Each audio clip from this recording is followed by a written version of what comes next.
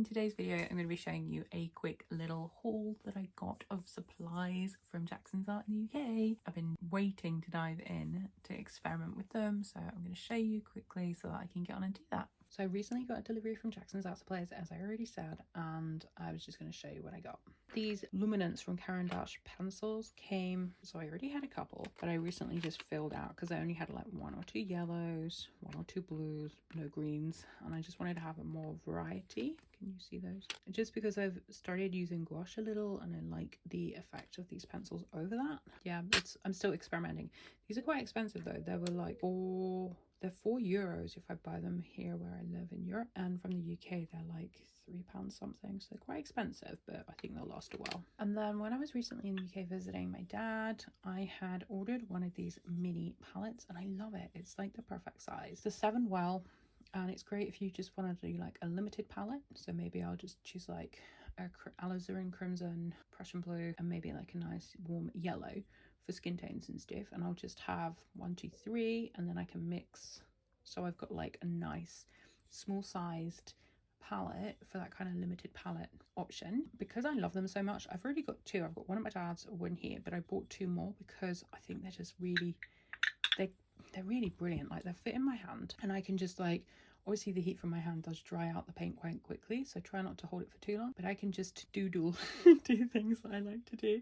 So I'm really excited about these. I recommend you get a few. I've got bigger palettes, so I have these bigger palettes as well, which are from Jackson's. Ceramic palettes here in Europe seem to cost an absolute fortune. This from the UK Jackson's was €7, well, £7, and I think this was about £14 when I bought it. They're very sensibly priced, in my opinion. Obviously, if you need to buy multiple, it's not so great, but you know, I'm a little bit extravagant like that. When I get obsessed with a hobby, I go for it. This is really heavy. This I could put in a bag and take with me. So it's much lighter, much thinner, probably more likely to break if I dropped it than this one.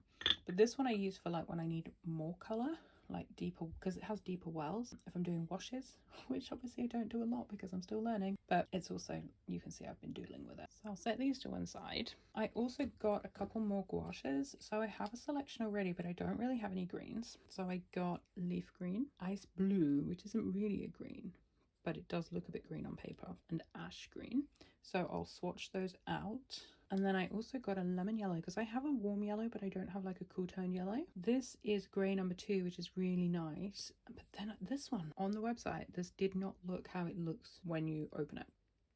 Can you see? It's sparkly, which I probably should have gotten because it says pearl, but I'm pretty sure it didn't say pearl copper on the screen. Anyway, so I've got those as well. Next up, I got a selection of brushes. You can see I haven't opened them yet. So I got an AS handover, very, very small. I don't even know if you'd be able to see that. Can you see? Tiny. I got that for really fine detail work. This one is Tintoretto. So I have a Tintoretto that I really like. It's a travel brush. This one is, again, synthetic, but look at the size of that. It's really long.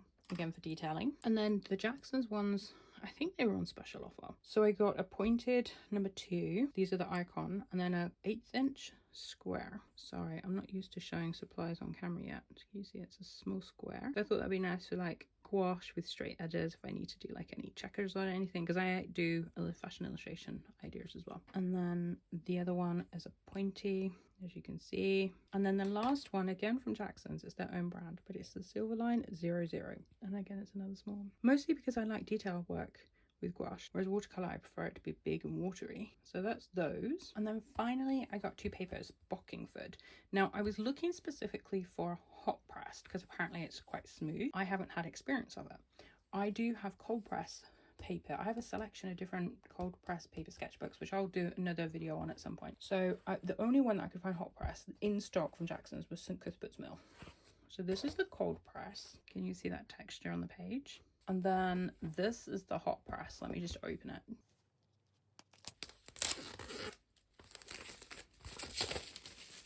Okay.